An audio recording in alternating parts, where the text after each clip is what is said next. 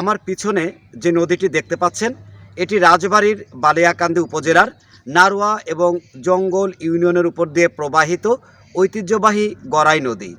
এই গড়াই নদীর নাব্যতা সংকট রোধে পানি উন্নয়ন বোর্ড একটি খনন প্রকল্প হাতে নিয়েছেন, কিন্তু এই খনন প্রকল্প হাতে নেওয়ার পর খনন কাজ শুরুর পর থেকেই এই নদী পাড়ের মানুষের রয়েছে নানা অভিযোগ।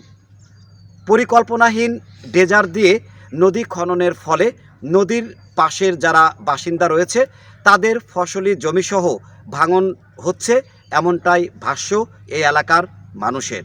আমাদের এই জায়গাটা 2 সপ্তাহ ধরে খালি এই মেশিনপত্র লাগা 3টে মেশিন লাগাইয়ে খালি এই এক জায়গায় কাটেছে, কাটিয়ে বালি উঠেছে, বালি উঠিয়ে এই লিয়ারে টানিয়ে তারপর বাড়ি ঘর ভাঙিয়ে চলে যাচ্ছে। আমাদের বাড়ির কাজ দিয়ে বালি উঠেছে, যেন উঠোনের কথা সেখানে উঠোই নেই। আমাদের নদী ভাঙিয়ে যাচ্ছে, আমাদের বাড়ি নদীর পাশ দিয়ে রয়েছে। আমার মনিরা কৃষকের কাম কর, আমার মনিরা এখন খাবে কি করিয়ে। এই কথাটা করছে, এই গাংটা কীভাবে আপনারা ভালো করবেন, সেরকম করলে আমরা একটু বাস করতে পারি।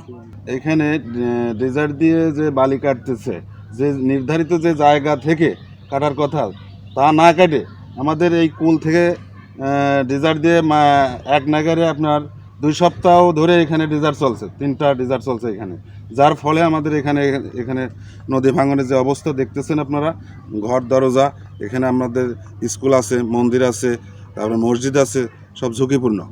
নদী খননের কারণে আমার এই জল আসে, আমার এই কপি আলু আমার একটুকুটা জমি এই চাষবাস করেই খাই আমি। এইটার জন্যে আমি বাঁচিয়ে থাকি। আমি এইটুক সব আমার বালুটি তলা দিয়েছে, আমার এই জল আসে। এটা পরিকল্পনা ছাড়া ডিজার হচ্ছে, তার ক্ষেত্রে কি আমাদের এই নদী ভাঙন আসছে, তো এই যে নিয়মানুসারে ডিজারটা করুক। কাজ আমাদের ভালো, কাজ করা ভালো, কিন্তু অপ্রকৃতভাবে কাজ করলে তো আমাদের এই বাড়িঘর তো থাকবে না।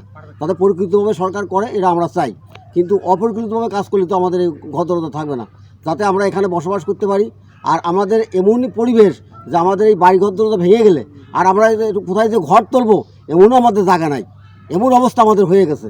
গড়াই নদীর ভাঙন থেকে এই অঞ্চলের মানুষের রক্ষা করার জন্য সরকার সহ সংশ্লিষ্টরা দ্রুতই এগিয়ে আসবে, এমনটি প্রত্যাশা সকলের।